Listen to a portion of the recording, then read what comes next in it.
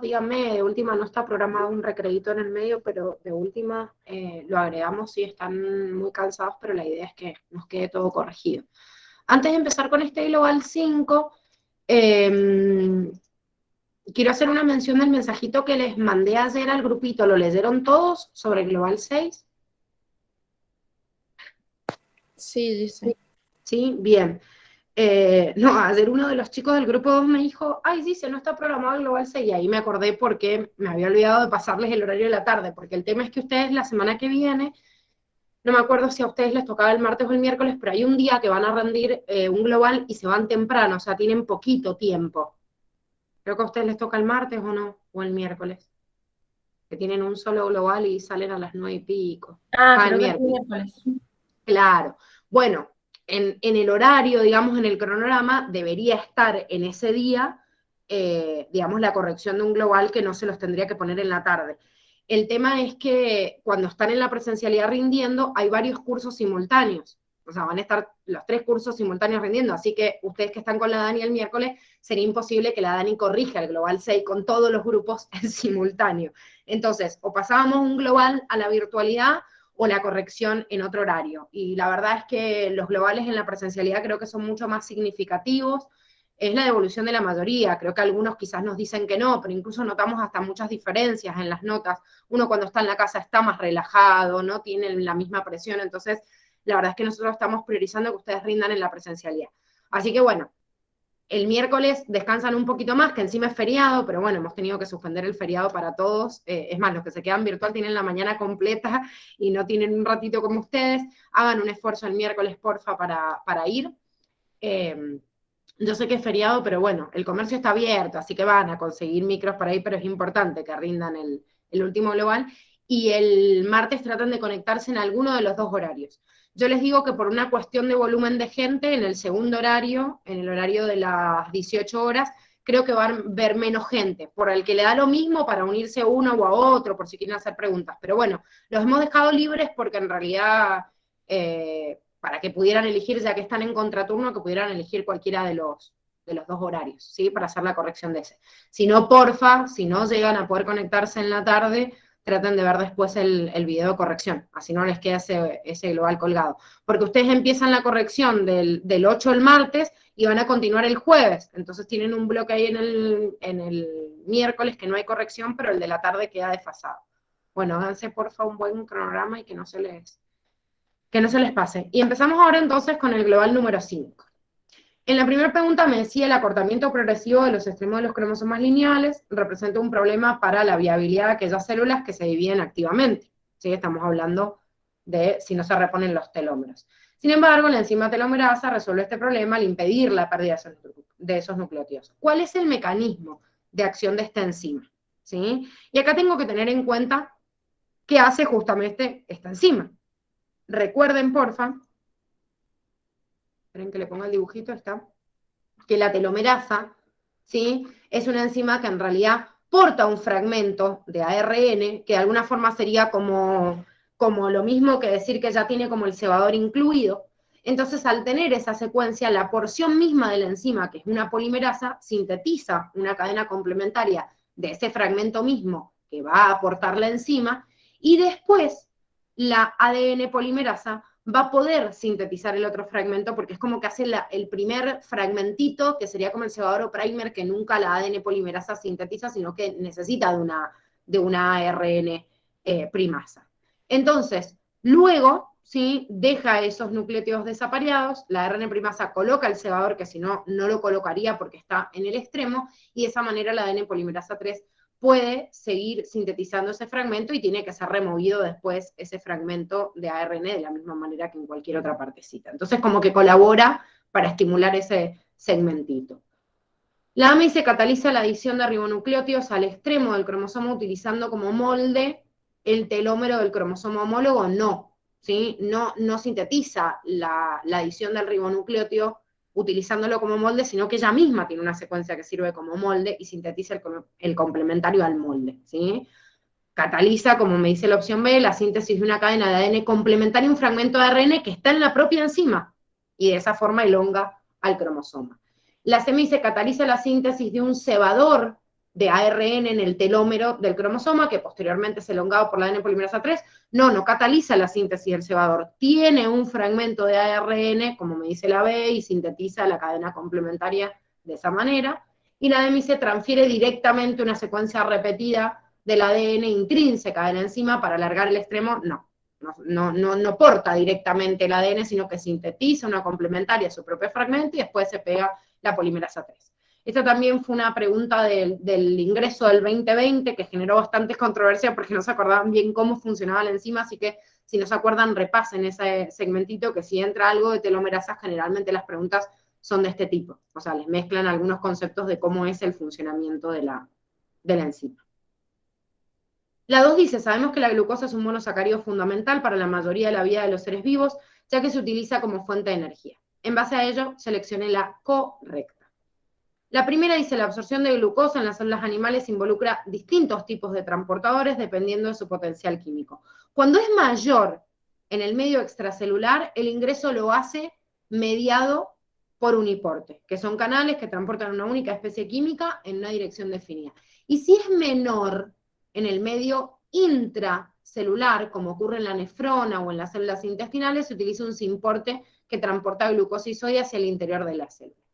¿Qué es lo que está mal acá? Está hablando como que el sodio y la glucosa van para adentro y no es que entra glucosa y sale el sodio. Eso no sería un simporte, sería un antiporte. Cuando es mayor en el medio extracelular, pasa por difusión, en realidad, por, por el potencial químico de la glucosa. Cuando es mayor, sí. Ajá. ¿Ves? Y Cuando es cuando es mayor en menor, el medio extracelular, te dice que ingresa por uniporte. Entonces,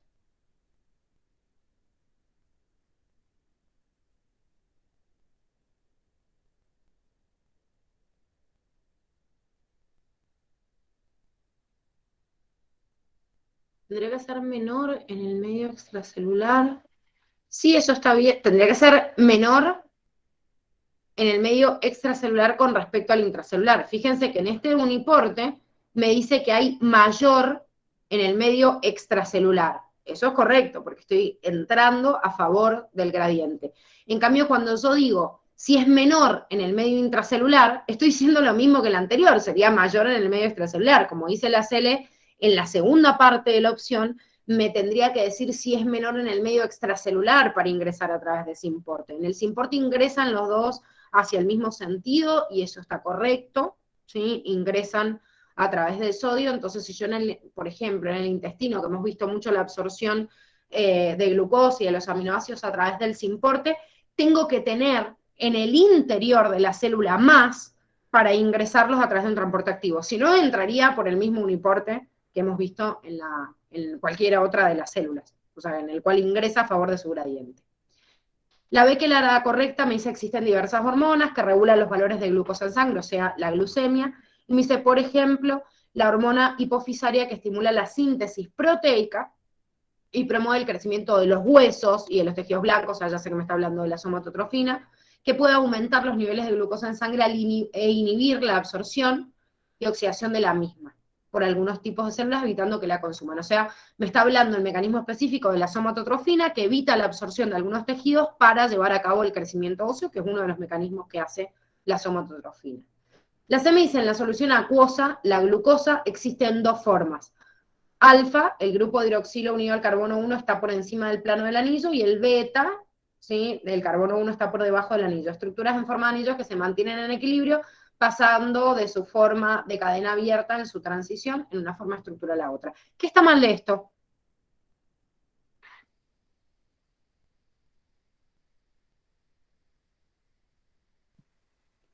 está al revés. Alfa es por debajo y beta es por arriba. Bien, fíjense que ayer en uno de los dos globales que estábamos corrigiendo tenían el mismo error, ¿sí? O sea, la ubicación de la glucosa alfa y beta es importante, por eso se los hemos puesto en varios globales. Acuérdense que en la forma alfa, en el carbono 1, el hidroxilo está no por encima, sino por debajo del anillo, y en la beta está por arriba. Y después la última me dice la glucosa ingresa por absorción desde el tracto intestinal en la circulación sanguínea y llega al hígado a través del sistema porta hepático. Si hay exceso de glucógeno, ingresa a la vía glucolítica y puede dar origen a compuestos como el acetil-CoA, que a través de beta-oxidación se pueden transformar en distintos aminoácidos que se utilizan en distintas vías. ¿Qué está mal de acá?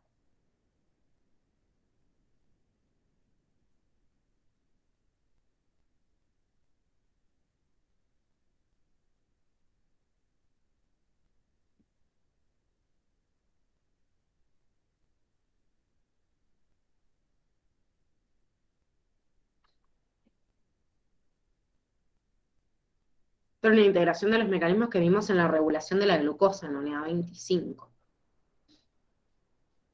¿Para qué sirve la beta-oxidación? Era para formar el ácido graso. Para formar ácidos grasos, y el proceso de transformación del acetil-CoA para formar algún tipo de aminoácido se llama transaminación, no beta-oxidación, ¿sí? Si acá hubiera puesto ácidos grasos, o hubiera puesto acá transaminación para sintetizar aminoácidos, hubiera estado bien. O sea, si yo tengo exceso de glucosa, degrado primero el glucógeno y después la glucosa entra en vía glucolítica y puede generar acetil-CoA.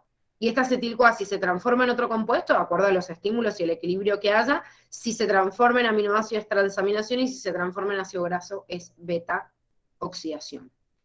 3. La reacción de Zona, de la cual estábamos hablando recién, tiene lugar en una de las etapas del proceso de fecundación para formar una célula diploide denominada célula huevo cigoto. ¿En qué consiste esta reacción? ¿Sí? O sea, la reacción de Zona. Me dicen la remoción de glucoproteínas de origen epididimario y la formación de poros en la región frontal de la membrana plasmática del espermatozoide. ¿Por qué está mal esto? ¿Porque no sería la capacitación eso?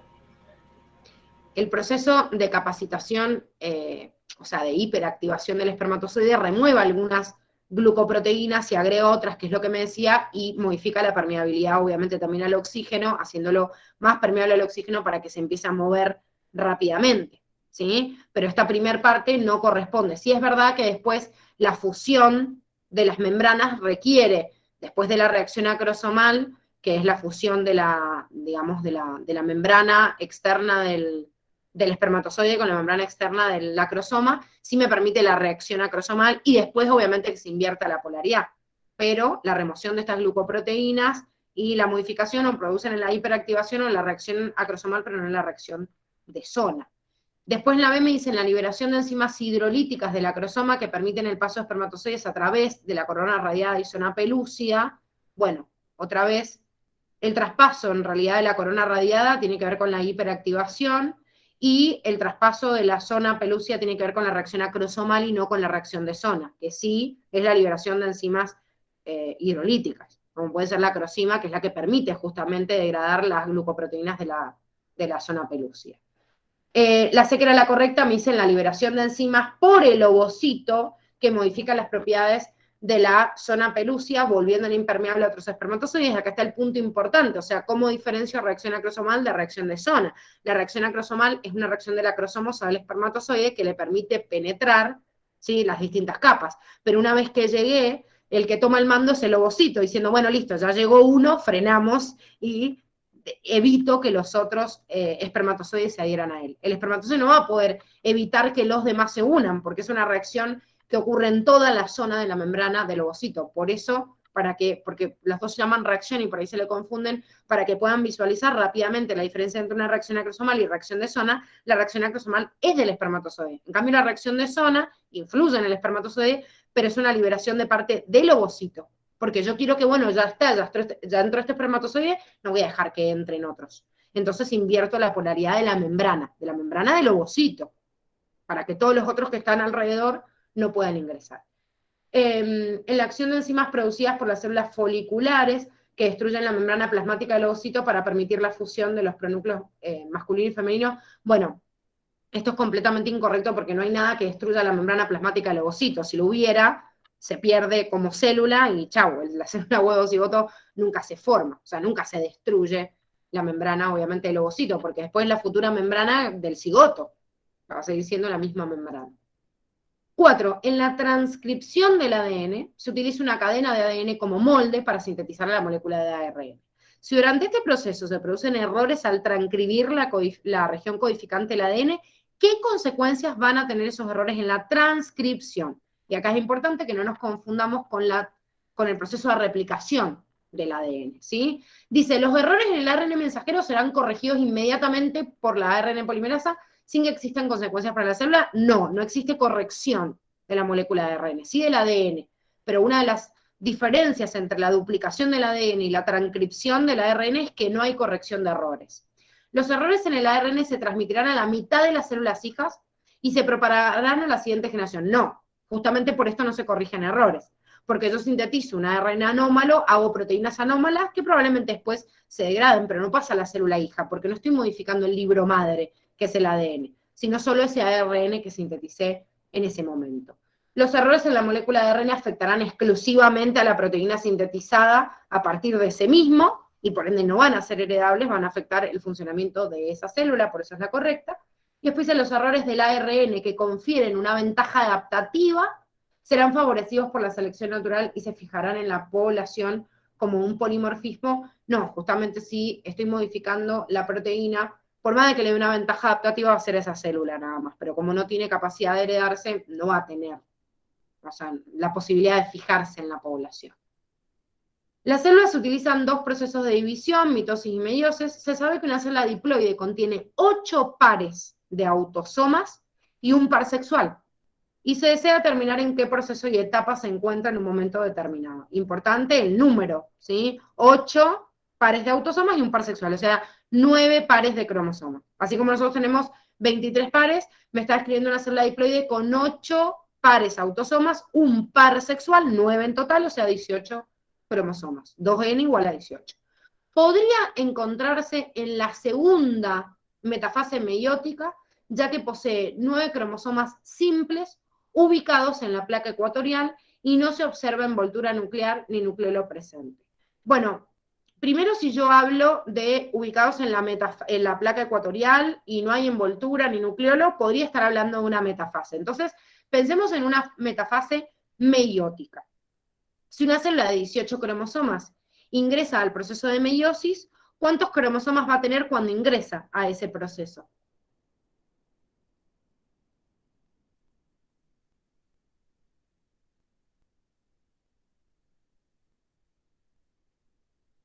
¿36? Si en la segunda fase no serían 18. Digo, la segunda metafase. No, pero estoy hablando desde el inicio, así nos ubicamos. ¿Cuánto tendría cuando empieza? 18. 18 dobles, o sea, como dijo Juani recién, tiene 36. Ojo con esto, hay que visualizar que si estoy entrando a meiosis, hubo una fase S antes. ¿Sí? Entonces, tengo 18, pueden decir la palabra 18, pero siempre y cuando se acuerden que son dobles. Pero en la misma profase ya empieza el apareamiento, o sea que puedo encontrar 9 estructuras bivalentes, ¿sí? O 9 tetradas. Estamos hablando de que está ingresando a meiosis. Entonces, si entro en esa etapa con 9, van a seguir estas 9 estructuras bivalentes en la metafase, van a seguir en la metafase alineados, y van a permanecer así hasta que lleguen a la fase 1 en donde se dividen cromosomas homólogos, o sea, me quedan 9 dobles. ¿Vamos bien hasta ahí?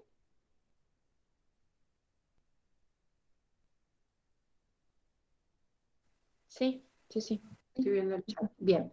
Bueno, entonces, ¿qué pasa después de esto? Cuando ingresan a la meiosis 2, porque sigue con 9 dobles, sigue 9 dobles en telofase, sigue en profase. ¿Qué pasa en metafase? Antes de que se vuelva a dividir.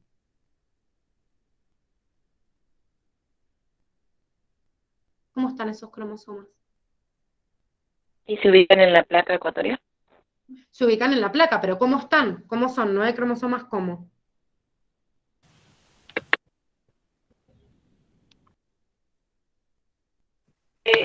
Simple. Dobles, chicos. Los cromosomas no dejan de ser dobles hasta que no entran en la fase 2. metafase meiótica de la segunda división, o sea, metafase 2, es antes de anafase 2. Entonces, sigo teniéndolos como dobles, ¿sí? Si tengo una célula 2n igual a 18, tengo 18 dobles y se transforman en 9 bivalentes luego de crossing over, y siguen, en anafase 1 se logra separar las bivalentes en 9 dobles. Siguen como 9 dobles hasta que llego a anafase 2, ahí recién se convierten en células simples, que sería como haploide. Si estoy hablando de metafase 2, estoy hablando de cromosomas dobles, no de cromosomas simples, que es lo que me está diciendo acá. ¿Se entiende? ¿Por qué está mal esta opción? Sí. Bien. O sea que tendría que haber dicho doble. Exactamente. Si acá diría doble, estaría correcto. ¿Sí? O sea, a este estadio, si yo estoy en metafase 2, siguen dobles. El cromosoma se transforma de doble a simple, que significaría de ser una célula diploide de ser una célula con cromátides hermanas, perdón, a tener una sola en anafase 2. O sea, la réplica esta que se unió con el centrómero cuando hice en fase S la replicación. La cromátide hermana, entre paréntesis porque ya no es tan hermana, pero se separa de doble a simple recién en la fase 2. Me está nombrando metafase, obviamente es anterior. La BRICE podría encontrarse en telofase mitótica, ya que posee 8 cromosomas simples y un cromosoma sexual, y ha empezado a ocurrir la división citoplasmática. Bueno, pensemos ahora, si yo estoy hablando, en realidad, bueno, porque recién estábamos hablando de meiosis, pero pensemos ahora en mitosis.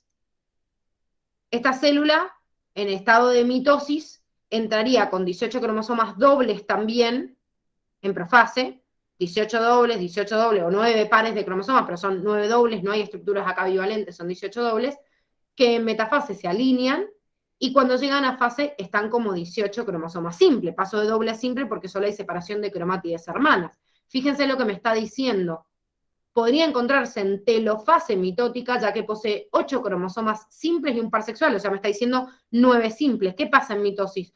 No hay 9 simples, hay 18 simples, porque nunca se aparearon los homólogos, porque acá tengo la carga completa, porque es una mitosis y no una meiosis. Si me hubiera dicho pares, o sea, si me hubiera dicho 8 pares de cromosomas simples y un par de cromosomas sexual simple, hubiera estado bien. ¿Se entiende?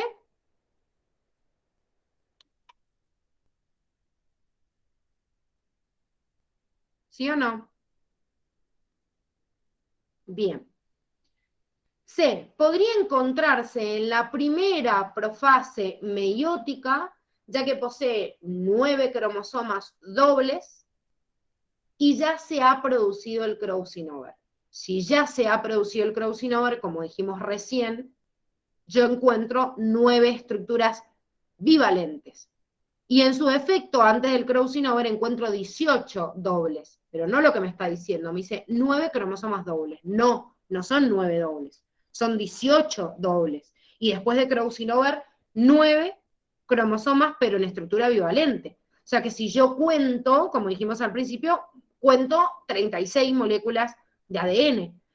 9 cromosomas dobles son 18, no son 36. Y la última, que es la que está bien, dice, podría encontrarse en profase mitótica, ya que posee 9 pares de cromosomas dobles y no se observa ni envoltura nuclear ni nucleolo. Decir par de cromosoma doble, ese par me reemplaza decir un número por otro, o sea, decir 18 o decir 9 pares es lo mismo, pero sí o sí en profase tengo que entender que están como dobles, dobles, dobles, siempre empieza doble, yo lo puedo llamar 9 pares de cromosomas dobles, acá también lo podría llamar, ¿eh? Son 18 dobles o 9 pares dobles que entran en el proceso de profase de la meiosis o de la mitosis, porque están dobles porque pasaron antes por la fase S y se replicó el material. ¿Se entiende?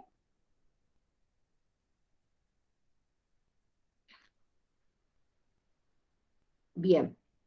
Ordénense bastante con esto. Profe, entonces tendría que haber dicho 9 pares de cromosomas dobles.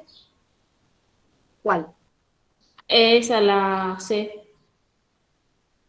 ¿En esta? Ajá. Sí, si decía 9 pares sería una forma de corregir. O podría haber dicho 18 cromosomas dobles. 9 Sí, pares o decir 18. No, nada, Luli. Bueno, vamos a la 6. Dice, algunas enfermedades genéticas en el ser humano pueden deberse a alteraciones cromosómicas numéricas. Si las células somáticas de un individuo presentan 44 autosomas y un solo cromosoma sexual, o sea, 45 coma, perdón, X, que sería la forma de simbolizar lo que me está diciendo, ¿sí? 44 autosomas y un X, ¿cuál es la causa más probable de dicha alteración? Si me está diciendo que en el ser humano hay 44 autosomas y hay un solo cromosoma sexual, quiere decir que me falta uno, porque yo sé que el cariotipo humano es de 46 y 45X ya sabemos que es una patología que se denomina síndrome de Turner. ¿Cuál era el motivo más común de que se produjera un síndrome de Turner? O sea, que me falte un cromosoma.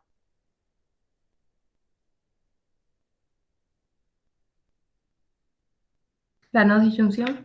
La no disyunción, ¿sí? Que no se hayan separado en alguno de los momentos, o sea, ya sea en la meiosis 1 o en la meiosis 2, porque no sé cuándo. Eso varía en el porcentaje de la cantidad de hijos que puedo sacar. Si se produce una no disyunción en la meiosis 1, van a salir más cantidad de gametas anómalas que en la meiosis 2, pero al fin y al cabo es una no disyunción. La no disyunción era que las fibras del uso mitótico no funcionarán correctamente y cuando tienen que traccionar o tirar de un cromosoma homólogo, de una cromatida hermana, si es en meiosis 2, no pudieron retraerla. Siempre la formación de gametas, porque para que haya un individuo que sea 45X, o sea, que tenga síndrome de Turner, quiere decir que todas sus células son 45X y que la gameta que le dio origen está fallada. Ya sea el espermatozoide o ya sea el ovocito, cualquiera de las dos, porque si tiene un solo cromosoma X puede haber venido del papá o de la mamá, o sea, cualquiera de los dos, pero que falte ese cromosoma sexual. Si hubieran faltado la separación de cromosomas autosómicos, como me dice acá, podría haber tenido, bueno, no existen en realidad en el ser humano supervivencias de esa monosomía, de un cromosoma 1, 2, 3, así que no hubiera existido como ser vivo, pero ponele hubiera sido una monosomía, no sé, del cromosoma 1, 2, 3, 4, así hasta el 22, o sea, no el cromosoma sexual. Después un efecto de polimerización de las fibras cinetocóricas durante la división mitótica de un espermátide, si hay un defecto en la polimerización de las fibras cinetocóricas, pero en la división mitótica, hubiera sido una espermatogonia, que hubiese podido ser un motivo, pero nunca hay una división mitótica en un espermátide, porque el espermátide no se divide por mitosis. Entonces, la falla está en mezclar ahí una etapa que no tiene nada que ver. Y después la D dice una recombinación cromosómica defectuosa en los cromosomas sexuales durante la meiosis de un espermatocito secundario. Si hay una recombinación cromosómica, tendría que ser en el crossing over, o sea, en el apareamiento, y si llega a pasar eso, podría haber alguna falla como un agregado de un fragmento del cromosoma o no, en la recombinación, digo, de las partecitas de homólogo, pero no que me falte todo un cromosoma. Entonces esto me podría dar una anomalía estructural, ¿sí?, del cromosoma, pero no numérica. No me va a faltar todo el cromosoma, porque me está diciendo una recombinación, entonces hay un pedacito que se está recombinando de forma errónea. Igual me dice durante un espermatocito secundario, que tampoco el crossing over ocurre en el espermatocito secundario, ¿sí?, sino en el primario, o sea que igual tiene una falla, o sea, la primera parte respondería una cosa, pero aparte no se corresponde con la gameta, o sea, con el estadio de esa gameta. 7. En la especie humana el daltonismo es una enfermedad monogenética ligada al cromosoma X que causa dificultad para los colores verdes. Bueno, definición de la enfermedad. Según esta información, ¿en cuál de las siguientes parejas la probabilidad de tener hijos varones normales es del 100%? Considere que D en mayúscula es el gen normal y D es el de daltonismo. Bueno, listo, me lo está aclarando. Vaya que yo haga una representación del daltonismo como se me cante, acá me está diciendo para simbolizarme las respuestas. Fíjense, 100% de los varones normales, entonces en este podían hacer un tablero de Punnett de cada uno o más o menos visualizarlo. Para que haya un varón normal, yo necesito una X normal. ¿Y quién le da la X a los hijos varones? ¿El papá o la mamá? La mamá. La mamá siempre. O sea, no hay ningún hijo varón que herede la X del padre, salvo que tenga Klinefelter, no sé, pero si es normal, siempre el cromosoma Y lo hereda el padre. Entonces, no me importa mirar al padre, incluso si es daltónico o no me importa, porque me está hablando de los hijos, entonces tengo que buscar la mujer, o sea, la madre, que no tenga ningún alelo portador de daltonismo. Y esta es la única opción, porque estas eran heterocigotas, estas dos, y esta era enferma, la mujer, olvídate, va a tener a todos los hijos enfermos. Entonces tengo que buscar a la mujer sana. ¡Ay, qué copada la Dani! Les hizo el cuadrito de todos. Bueno, ahí están las cruzas, por si alguno las hizo. Esperen que creo que debe quedar una del otro. ¿Ven? Ahí tienen la cruza, el descendiente. Y acá está la última, en la cual yo puedo encontrar cuáles están enfermos y sanos para comprobar. Podían hacer todas las cruzas o solo mirarlos, ¿sí? Eso depende de qué tan duchos estén. Pero si hacían la cruza iban a tener, o sea, iban a poder comprobar en cuál de los casos no iba a aparecer ningún enfermo. 8. La membrana plasmática es fundamental para separar a la célula de su medio externo. Sin ella perdería su capacidad de regularse y autoperpetuarse. Analizando sus importantes funciones, podemos decir que. La primera dice, si bien la mayoría de los organismos son sistemas abiertos, algunas bacterias formadoras de esporas pueden vivir como sistemas cerrados facultativos. ¿Por qué está mal esto?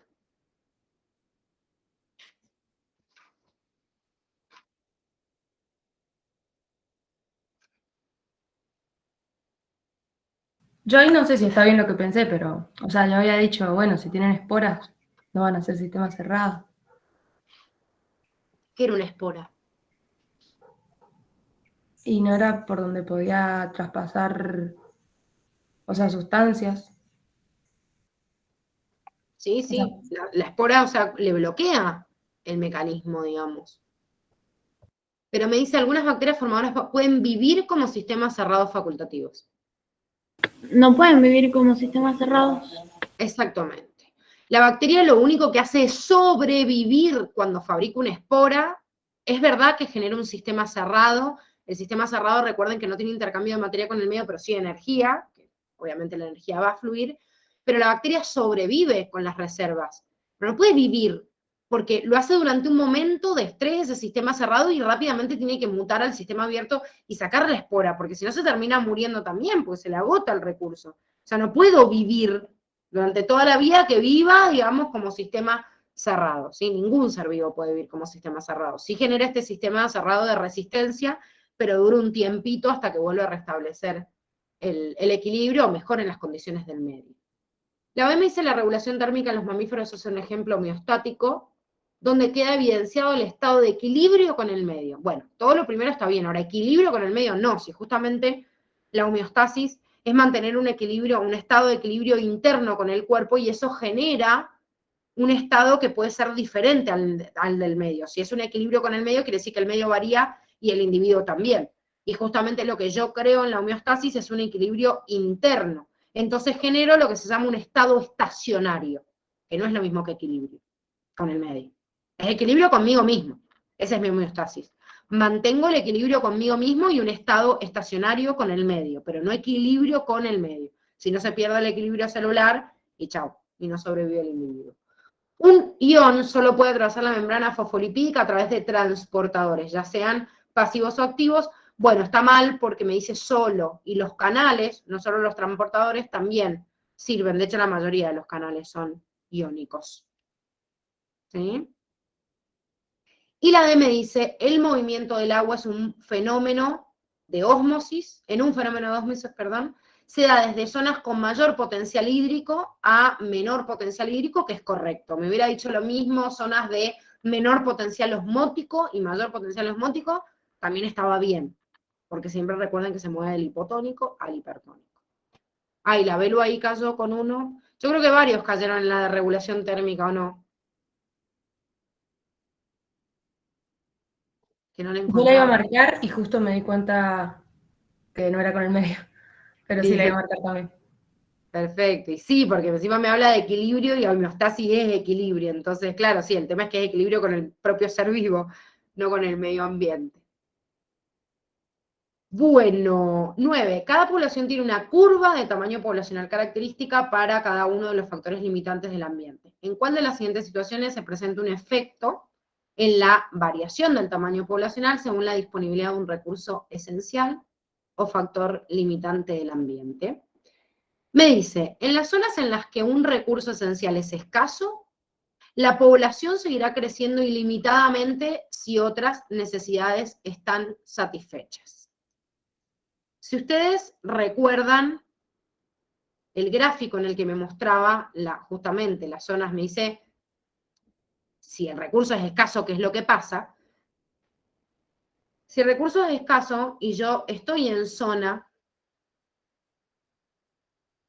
de estrés, ¿qué le va a pasar a los organismos? Van a empezar a caer o van a empezar a descender y ya ni siquiera se van a reproducir. Directamente en la zona de intolerancia, medio como que no solo no se reproducen, sino que hasta les cuesta la supervivencia, que esa es la diferencia entre una zona, en la zona de estrés fisiológico, y la zona de intolerancia, y la de franja óptima. O sea, una zona, digamos, en la franja óptima o de mayor abundancia, yo puedo crecer, puedo reproducirme y puedo llevar la reproducción de la población. Si yo estoy en zona de estrés, y bueno, tipo, no me voy a reproducir, voy a primero garantizar la supervivencia, cosa que los seres humanos deberían aprender y no estar en zonas de estrés fisiológicos en las cuales no se pueden mantener por sus propios medios y tienen 850 millones de hijos, que después no, tiene que aguantar no sé quién. Si el animal tiene en eso, sin tener cerebro activo en su zona de conciencia de sí mismo, son más conscientes de que yo no me puedo reproducir si estoy en zona de estrés y no tengo recursos para repartir a la prole. Entonces, cuando estoy en una zona de intolerancia, hasta por ahí me cuesta igual sobrevivir, menos me voy a reproducir. Por eso el achatamiento de la curva. Entonces, si ustedes se fijan, me dicen, en las zonas en las que un recurso esencial es escaso, la población seguirá creciendo ilimitadamente. No, si es escaso, estoy ante una zona de estrés. Hay un factor limitante que me está faltando, entonces de pedo si sobrevivo. ¿Cómo voy a crecer ilimitadamente? No, si eso tengo que estar en una zona óptima. Para determinado factor ambiental en las zonas de estrés fisiológico de la curva, algunos individuos son capaces de sobrevivir, pero la población no puede crecer. ¿Sí? Era lo que estábamos viendo recién acá. Algunos sobreviven. Eso quiere decir que si estoy en zona de estrés, garantizo primero mi supervivencia, pero no voy a crecer. Quiere decir, no hay reproducción de los organismos. Para un recurso esencial del ambiente, en la franja de mayor abundancia de la curva, el tamaño de la población aumentará por encima de la capacidad de sostenimiento. La capacidad de sostenimiento tiene que ver con esta franja óptima y tiene que ver con la zona de la capacidad de carga que hemos analizado, chicos. O sea, yo siempre voy a crecer, pero siempre con un límite, porque no hay un crecimiento exponencial desmedido. O sea, tengo un recurso limitante, entonces voy a crecer hasta que obviamente haya una franja óptima, que es la capacidad de carga del ambiente que me permita la supervivencia. ¿Sí? Entonces va a aumentar hasta la capacidad de sostenimiento, no por encima de la misma. Y la última me dice, en las zonas de intolerancia fisiológica de la curva, para un determinado factor ambiental, los individuos de la población se reproducen a una tasa lenta. No. En la zona de intolerancia no se reproducen, de pedo, o sea, no alcanzan ni a sobrevivir menos a reproducirse, ¿sí? De pedo si otros recursos son factores limitantes que le mantienen la supervivencia, pero no hay crecimiento. 10. Los procariotas conforman un grupo con amplia diversidad estructural y metabólica, incluidos en 2 dominios diferentes, bacteria y arcaea. A pesar de ser procariotas, las ideas más aceptables sostienen que la línea de arcaea está más ligada a la de eucaria que a la de bacteria. Esto es lo que después dio vuelta, o hizo contradictorio el nombre arcaea, que decía de viejo y pensaban que era como más viejo que bacteria, y ahora hay teorías que en realidad dicen, no, pero es que arcaea está más cerca de eucaria. Una de estas son varias de las características que distinguen en varios de los procesos que hemos visto moleculares. Entonces me dice cuál de estas características funcionales estructurales pertenecen a organismos del dominio arcaea, que los acercarían justamente a este dominio eucaria. Me dice, la formación de endoesporas en los organismos termófilos extremos les permiten resistir en ambientes de elevada temperatura. Es verdad que Arcaea son termófilos, pero no forman endoesporas porque las endoesporas son características de resistencia justamente de bacterias, no de Arcaea. ¿Sí? La formación de endoesporas. Las paredes celulares de las arqueobacterias están formadas por proteínas, mureínas y otros peptidoglucanos. No, la mureína es característica, o el ácido murámico, y los peptidoglucanos de la pared de bacterias, no de Arcaea, que tenían pseudopeptidoglucanos.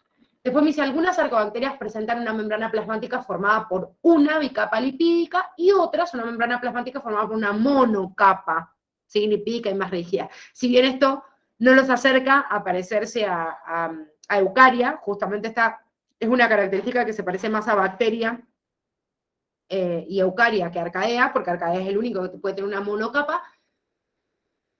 Coincide con la pregunta, porque acá más allá de toda la introducción que me dijo que está más cerca y todo, me dice cuál de las siguientes características pertenece a Arcaea, no que los hace similares a eucaria o lo que sea. ¿Cuál pertenece a Arcaea y esta característica pertenece a Arcaea? Y la última me dice, las arqueobacterias presentan subunidades ribosomales idénticas a las que conforman a las ribosomas de organismos eucariotas, y recuerden que las arqueobacterias y las bacterias también tienen ribosomas 70S y no 80S. O sea, esta es una característica que emparda a arqueobacterias y eubacterias entre sí y no con las células eucariotas.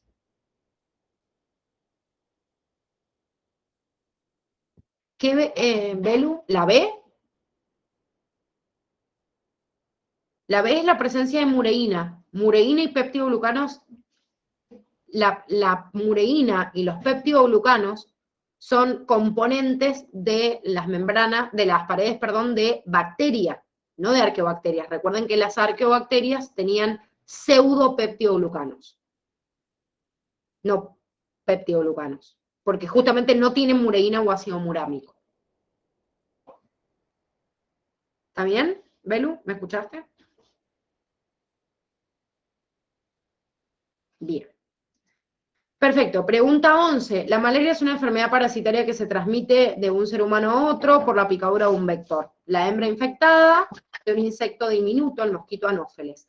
Pero el verdadero causante de la enfermedad, que cada año provoca la muerte de 3 millones de personas, es un organismo más pequeño, de menos de 10 micrómetros. Bueno, tengo una introducción hermosa para, en realidad, irme a qué es la malaria. Bueno, esta era una pregunta como más teórica, o sea, me tengo que acordar quién era el patógeno, porque la verdad es que no tiene ninguna otra ciencia más que, me podrían haber dicho, ¿quién es el productor de la malaria?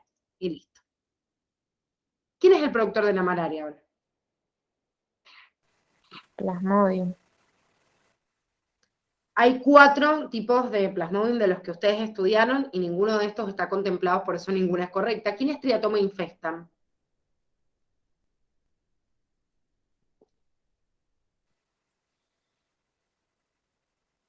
La vinchuca. La vinchuca es el vector de la enfermedad de Chagas, y Trypanosoma cruzi es el agente causal del mal de Chagas. Agente causal, vector. ¿Y quién es Leishmania malariae? Es Leishmania solo, ¿no? No existe. Sí, no es solo. Leishmania es una bacteria. ¿Cómo? Leishmania no es una bacteria.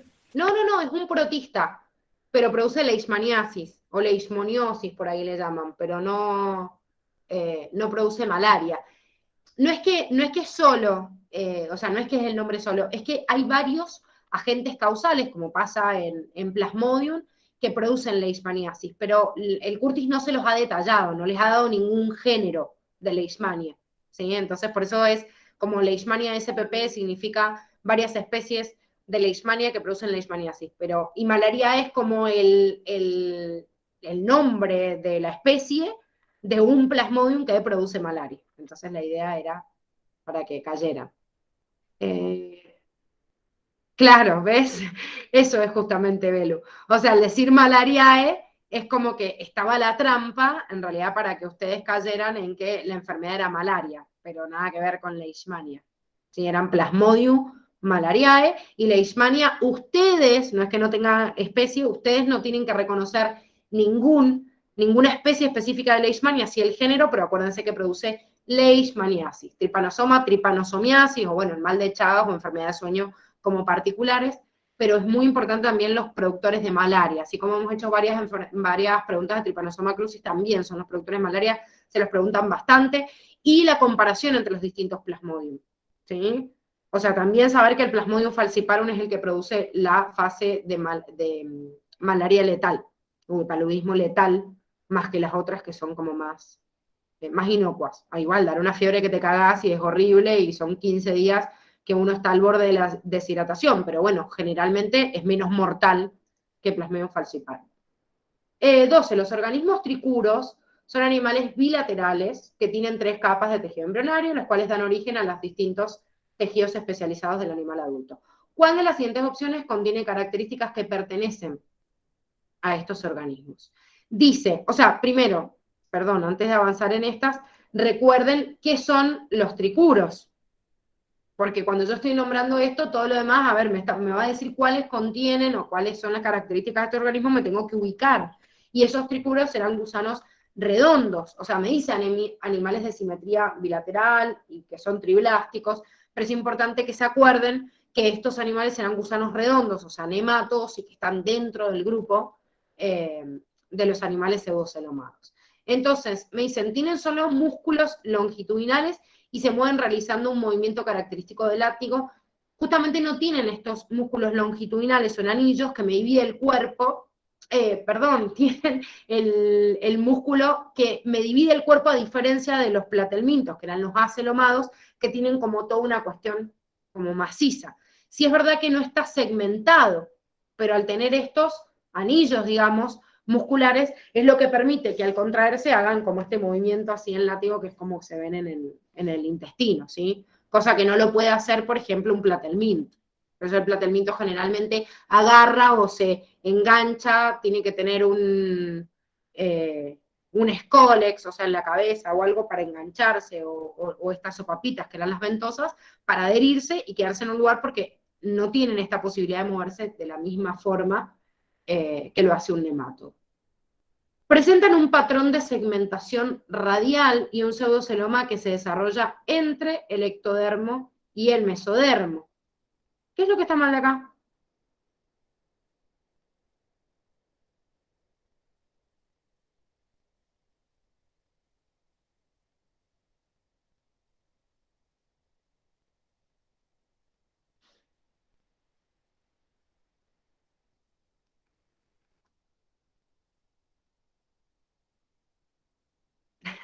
Se quedaron todos callados.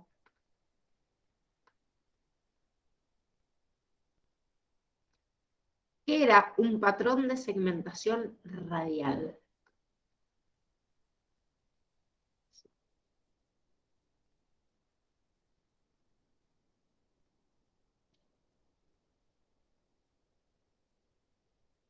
Eso no estaba en celomados.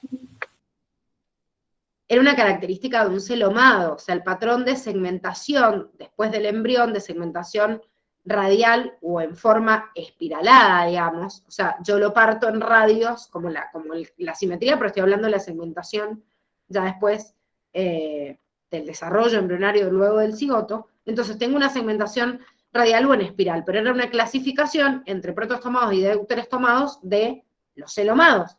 Y este gusano justamente es un pseudocelomado, entonces no tiene un patrón de segmentación radial. O sea, tiene un embrión que tiene una simetría bilateral, pero no tiene un patrón de segmentación en base al celoma porque no tiene celoma. ¿Sí? Está bien en la formación, digamos, del celoma, pero no tiene segmentación radial. ¿Y dónde estaba también este pseudoceloma? ¿Dónde está ubicado? Entre el endodermo y el mesodermo. Bien, o sea que tenemos un segundo error en la ubicación del pseudoceloma porque está ubicado entre el endodermo y el mesodermo y no entre el ectodermo y el mesodermo. C. Carecen de boca y de cavidad gastrovascular, por lo que absorben los nutrientes a través de la superficie del gusano. No, chicos, ya hasta de las esponjas o poríferos tienen cavidad gastrovascular. Obviamente estos también incluso ya tienen un sistema digestivo bastante complejo y tienen boca llana. Acuérdense, los gusanos, los nematodos, ya tienen un tracto completo. Bueno, índices son trematodos de vía libre y presentan sistemas circulatorios abiertos. Primero que los trematodos son platelmintos, no son gusanos redondos, y además no tienen sistemas circulatorios abiertos porque no tienen sistema circulatorio. El sistema circulatorio abierto empieza a existir ya en los celomados, pero en estos sí hay una cavidad gastrovascular y están en realidad circulando desde ahí. No hay sistema circulatorio todavía en los pseudocelomados. 13. Los tejidos epiteliales se los clasifica según la forma de las células y el número de capas. En base a esto, marque lo correcto. El epitelio cuboide simple lo encontramos en los túbulos renales como asas de Henle. No. O sea, sí está bien que están los túbulos renales, pero justo en el asa de Henle no, porque en la cápsula de Bowman y asa de Henle hay epitelio plano simple. El epitelio pseudoestratificado se encuentra en tráquea y bronquios principales, donde cumple funciones de absorción de partículas nocivas.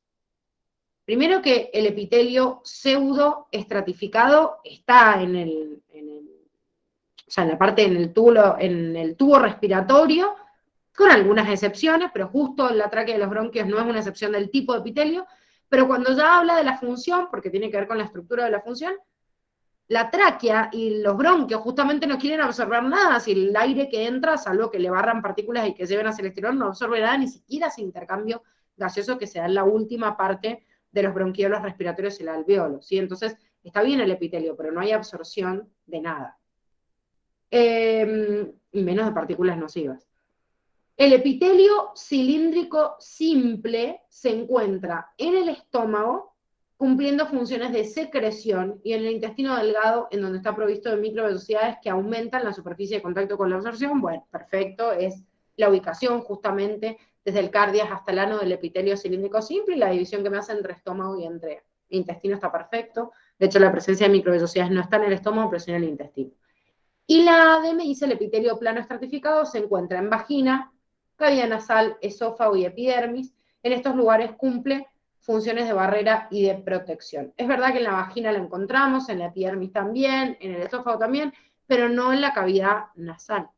En la cavidad nasal no hay epitelio, o sea, la parte externa, si yo digo la nariz, puedo encontrar epitelio plano estratificado, pero la cavidad nasal por adentro es parte del sistema respiratorio, ¿sí? Entonces no tiene epitelio plano estratificado, sino el epitelio característico del sistema respiratorio. ¿Cuál de los siguientes músculos se encuentra en el compartimiento posterior del antebrazo? Tienen que acordarse primero del antebrazo, o sea, no confundirme con el brazo, ¿sí? Y después de esto, si yo digo el compartimiento posterior, tengo que fijarme en la posición anatómica, en donde el antebrazo está o sea, con la palma de la mano hacia adelante. Esta es la parte posterior. Entonces, si yo pienso en la parte posterior, ya está en el movimiento de la muñeca, ustedes pueden ver, porque acá están todos los flexores y los extensores de los dedos, y también, en realidad, el carpo, que es de la muñeca. Si yo acerco la muñeca al plano del antebrazo, estoy flexionando. Entonces, si estoy flexionando, ya sea así en flexión, sienten la presión sobre la parte anterior del antebrazo, como sale el flexor del carpo. Si yo hago este movimiento, ahí sienten la tensión sobre el antebrazo en la parte posterior. Por eso es el extensor cubital del carpo. ¿Dónde estaba el pronador redondo?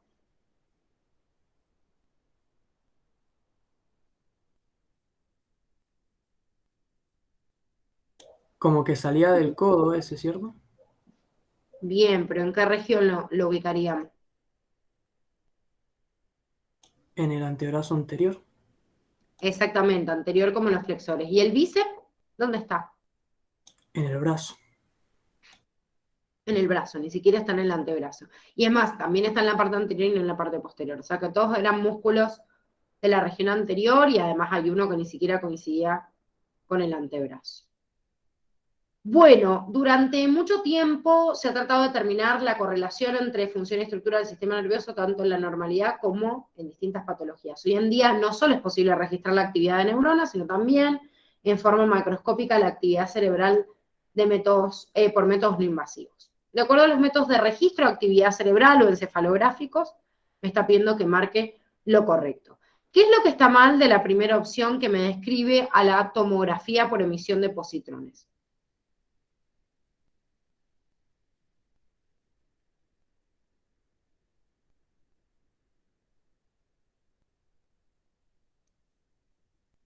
Que la tomografía por emisión de positrones era lo del encéfalo in vivo, eso. Bueno, y entonces, ¿quién hace las imágenes obtenidas por los rayos? La computarizada. Exactamente, fíjense que tiene una inversión en la descripción, ¿sí? O sea, yo creo una neuroimagen a través de esta, y un estudio justamente in vivo, a través de la tomografía que va emitiendo positrones, en cambio la computarizada es esa que me saca los rayos, que en el resultado, cuando yo la veo, aunque el mecanismo es distinto, porque justamente tiene que ver con otros tipos de rayos, o sea, no con rayos X, y brinda en realidad una representación del tejido blando, pero cuando yo veo el resultado de la imagen, es como que se visualizan imágenes en blanco y negro como si fueran radiografías, pero de tejido blando, ¿sí? La tomografía junto con la resonancia magnética. En cambio, la tomografía por emisión de positrones se ve distinto porque es un estudio en vivo, ¿sí? En el otro voy sacando como fotos o imágenes. Entonces acá tienen invertido. ¿Y qué es lo que está mal de la opción C?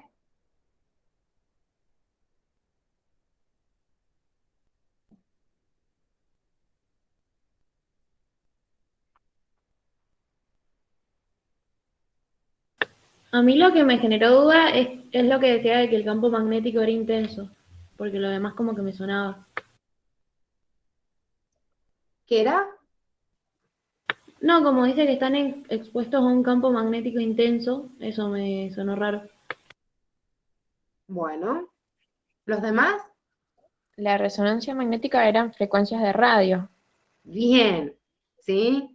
O sea, eran distintos tipos, o sea, el tipo de rayo, no se utilizan rayos UV. Estaba bien lo del campo magnético, Juana, ¿sí? Bien, o sea, lo que está mal puesto son los rayos de tipo UV. Repasen esto, pensé que la Dani había puesto el dibujito, pero bueno, repasen la imagen que tienen en la descripción de cada uno de estos, porque es una imagen de Curtis en cada uno de estos, por si aparece una pregunta así teórica o está marcada. Esta pregunta también la tomaron en el año 2018 en el ingreso y es como muy teórica, porque acá no tengo que pensar mucho, tengo que acordar nada más de la descripción de cada uno de los registros, ¿sí? Tienen literal las descripciones como están en la imagen de Curtis. Bueno, 16, las variables que ponen en juego la homeostasis de un ser vivo llevan controles muy estrictos para poder enfrentar las inclemencias del medio ambiente. Tal es el caso de la regulación térmica, en el caso de los organismos que son termorreguladores estrictos. Con respecto a dicho proceso, ¿qué podemos afirmar como correcto? Dice, los fluidos aumentan la densidad a medida que la temperatura aumenta. Por eso cuando se calientan tienden a elevarse.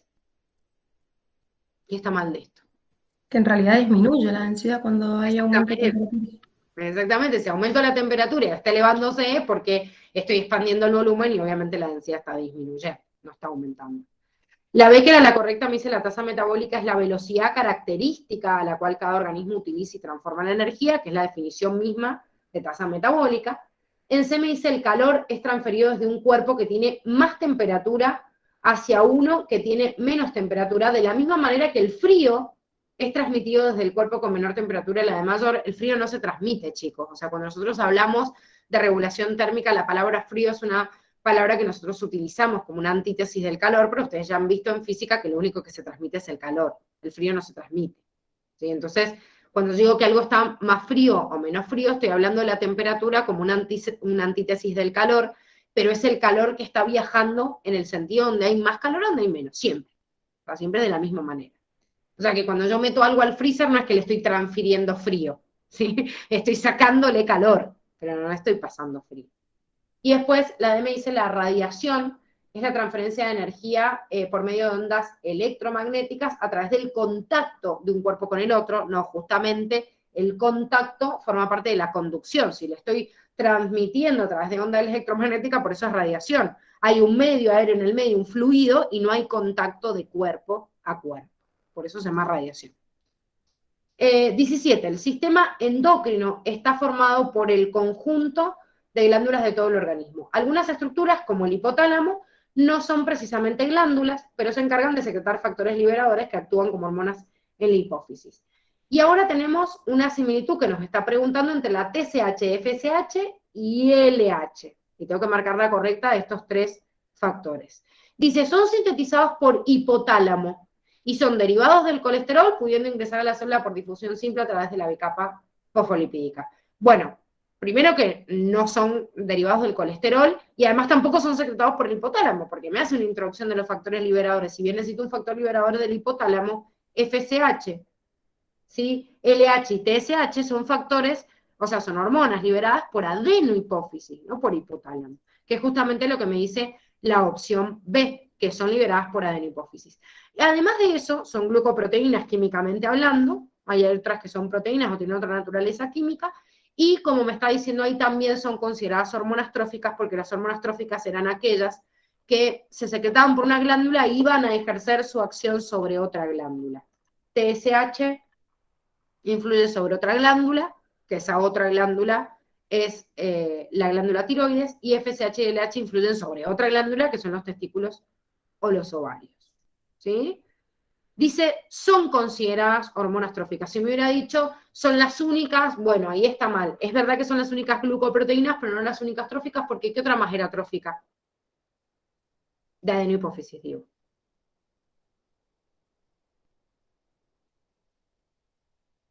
Había otra hormona trófica más. La de crecimiento.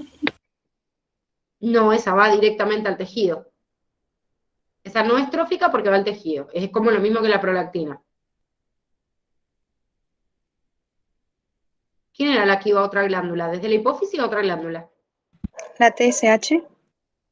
Es la que estamos nombrando acá. O sea, además de estas tres. La Además de- ACTH.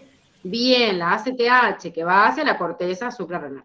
Entonces tengo ACTH, FSH, LH y TSH son las 4 hormonas tróficas de adenohipófisis, porque del hipotálamo son todas tróficas.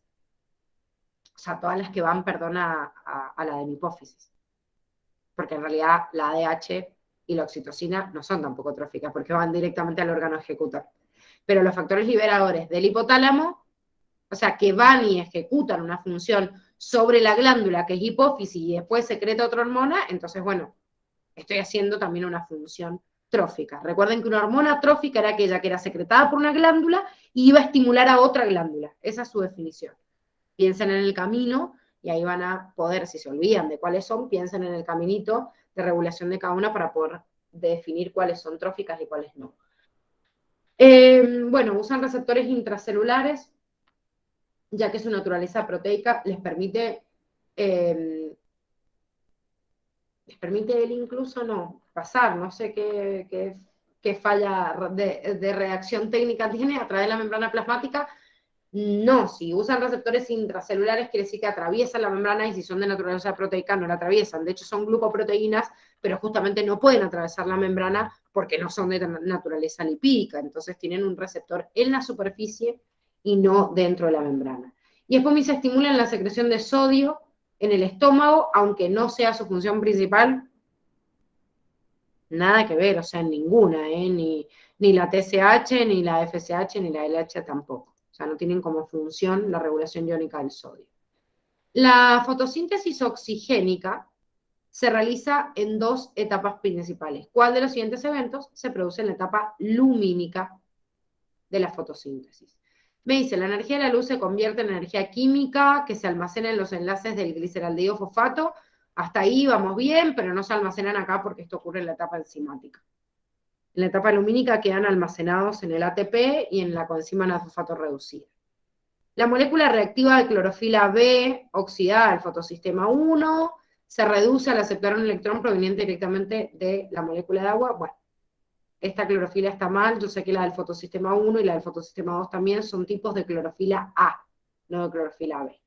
Se sintetiza ATP a partir de ADP y fosfato en la membrana interna del cloroplasto por un proceso de fosforilación oxidativa.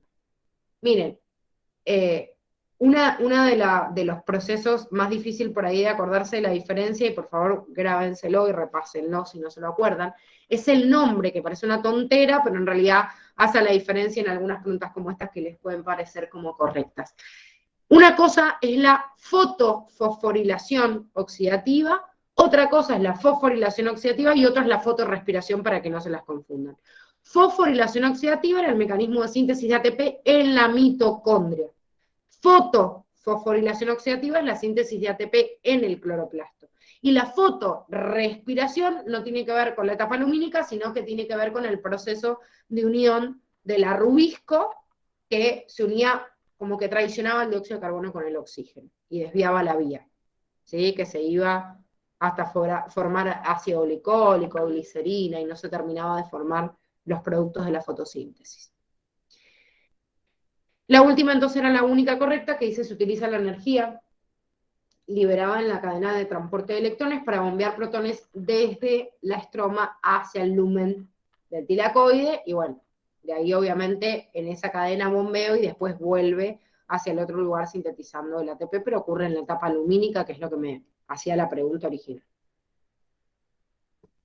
La producción y liberación de la hormona de crecimiento está regulada por hormonas que viajan por el sistema porta, hipotálamo hipofisario. En condiciones normales, ante un aumento de liberación de somatotrofina, ¿qué hormona secretada por el hipotálamo intervendrá para restaurar sus valores fisiológicos? ¿Sí?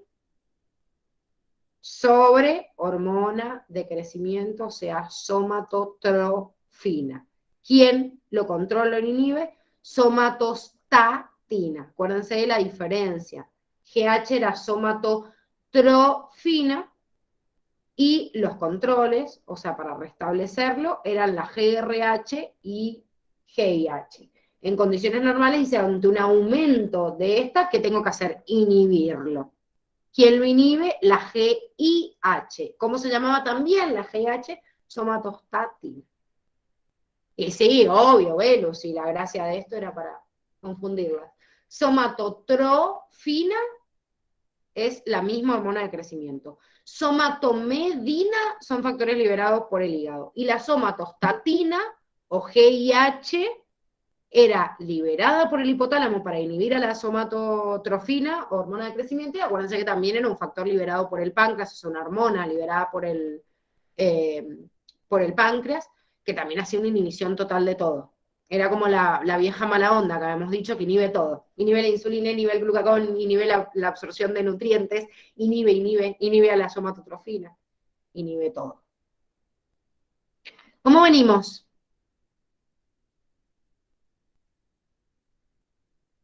¿Se la bancan hasta el final o quieren un recreíto ahora? Ya están como todos callados, muertos. Por mí está bien. ¿Seguimos hasta el final?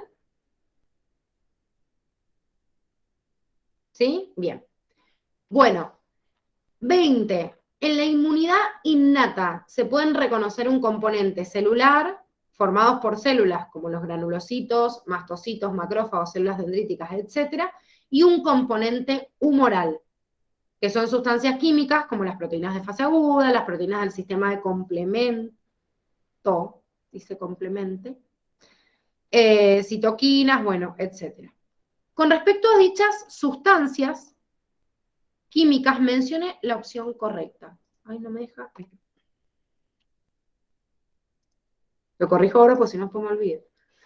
La opción A dice: las proteínas de fase aguda funcionan como PMAP, uniéndose a la superficie del microorganismo y activando el sistema de complemento. ¿Qué está mal acá?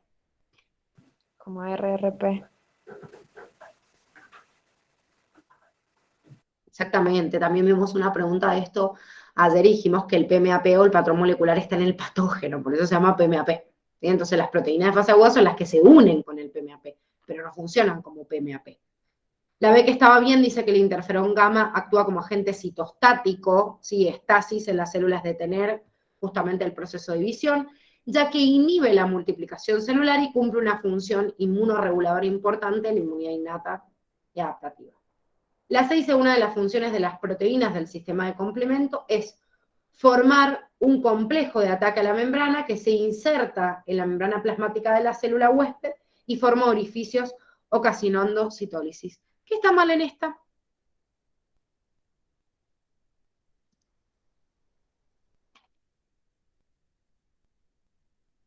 Que el CAM es sobre el patógeno. Exactamente. Sobre la célula. ¿Quién puede formar un complejo de ataque en la célula propia? El citotóxico o los Exactamente. natural killer. Exactamente, o sea, el linfocito, porque el natural killer es como tipo un citotóxico que ha sido revelado de algunos tipos de control y es como medio, por eso asesino natural, pero bueno, es un linfocito al fin y al cabo, pueden generar la muerte sobre la propia célula si reconocen algo anómalo en el complejo mayor histocompatibilidad. En cambio, este sistema de complemento funciona no sobre las células propias, sino sobre el patógeno, y puede crear una desestabilización de la membrana. Cuando uno después termina estudiando autoinmune, y yo digo, bueno, creo un complejo de citólisis, o sea, de ruptura de la célula, es como, en la integración se tienen que acordar, bueno, pero quién actúa sobre el patógeno y quién sobre la célula propia. Y acuérdense que este complejo de ataque a la membrana va a poder actuar sobre cualquier ser vivo, porque ataca la membrana, entonces nunca va a actuar sobre un virus, que también podría ser una trampa que me metan en alguna pregunta. Si yo tengo una infección viral, no puede actuar el campo, porque no puede perforar ninguna membrana porque el virus no la tiene. Y en la D dice, las interleuquinas 1 y 12 se consideran antiinflamatorias, ya que estimulan la inflamación aguda local y sistémica producida por los macrófagos. ¿Qué está mal de esto? La interleucina 12 no es antiinflamatoria. ¿Qué es? Proinflamatoria. Sobre las proinflamatorias, le quería hacer una pregunta. Estaban todas las interleuquinas y la otra, ¿cómo se llamaba? Porque no era interferón, o sea, ya me las confundo. Factor de necrosis tumoral. Ah, bien. Sí, es que por las siglas. Es TNF y esto es INF, entonces muy parecido el nombre, por eso se les confunde. ¿Qué son la interleuquina 1 y 12? Proinflamatorias. Proinflamatorias, ¿sí? Ojo, Cele, no es solo la 12, la 1 tampoco, o sea, en realidad no son antiinflamatorias. ¿Quiénes eran antiinflamatorias? La interleuquina 10. Y el factor antiagregante beta. Bien, y el factor antiagregante beta, perfecto. Bueno, 21. El corazón, además de funcionar como bomba, produce sustancias que regulan su propio funcionamiento y el de otros órganos. ¿Cuál es el principal estímulo que desencadena la liberación de factor natriurético auricular por los miocitos de las aurículas? Otra vez el FNA o FAN, que ayer también lo estuvimos repasando. El factor natriurético, como me dice la palabra, aumenta la natriuresis. Entonces, ¿cuál va a ser el principal estímulo? ¿Qué tiene que pasar en el corazón? Que se elongue, que aumente el volumen. Exactamente, que elongue, que se estiren las fibras. Y este estiramiento de las fibras, obviamente de las aurículas, que es el lugar donde se libera el fan, lógicamente se da que puede estirarme la pared de la aurícula y que llegue más cantidad de sangre. Entonces, todo lo que aumente el volumen sanguíneo o el retorno venoso va a hacer ingresar mayor cantidad de sangre a las aurículas, y en las aurículas se llenan a través de las venas cavas o de las venas pulmonares. Lo que pasa que es muy raro que yo tenga una liberación de FAN porque hay un aumento de la presión pulmonar. Debería haber alguna patología, digamos, en el pulmón para que suceda esto. Como es un circuito menor, generalmente cuando hablamos de patologías o de respuestas a nivel sistémico de la presión, tiene que ver con todo lo del cuerpo. Por eso les nombra a las venas cavas. Si yo tengo un aumento de la sangre que regresa del pulmón, también puede ser que libere FAN, pero fíjense que por algo se llama circuito menor y mayor. O sea, si yo tengo un aumento de la presión sistémica, lo primero que lo va a detectar van a ser las venas cavas porque van a traer sangre de todo el cuerpo, ¿sí? Por eso tiene principal influencia. Disminución de la concentración sanguínea de iones de sodio y potasio. Miren, si hay disminución de sodio, lo más probable es que baje la cantidad de volemia, porque el riñón lo filtra así, o sea que no va a haber aumento de la presión. Y además, el factor natriurético auricular que se secreta en la aurícula no tiene sensor de quimioreceptores. O sea, detecta el estiramiento, así que igual no tendría nada que ver, está al revés encima, pero no tendría nada que ver con los iones. Después me dice la disminución de la presión sanguínea detectada por varoreceptores ubicados en las aurículas como consecuencia de una hemorragia. Si hay disminución de la presión sanguínea, lo va a detectar principalmente el riñón en la filtración, y es lo que activa el sistema renina-angiotensina-aldosterona. Principal porque hay muchas vías, pero justamente esto no. Hay varoreceptores en las aurículas, pero lo que tienen que detectar es un aumento de la presión y no una disminución para secretar FAN. Y después me dice la unión de óxido nítrico con receptores de la membrana de los miocitos auriculares. Si hay unión de óxido nítrico con los receptores de las membranas de los miocitos, ¿qué hace el óxido nítrico?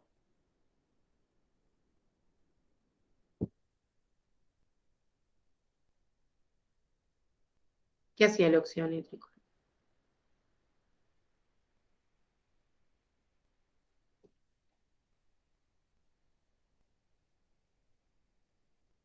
Y que también era un factor que regulaba, o sea, que liberaba el corazón.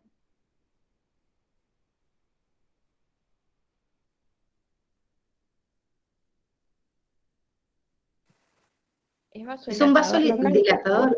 Bien, es un vasodilatador, es importantísimo el óxido nítrico, porque es lo que me evita que haya un colapso y un paro cardíaco, por ejemplo, cuando hay un aumento de la presión. Entonces, el FAN se libera cuando hay un aumento de la presión, y simultáneamente a que se libera el FAN para tratar de bajar la presión sistémica, justamente ese aumento de la presión es lo que lleva a que el óxido nítrico se una justamente con los receptores y también produzca una vasodilatación local.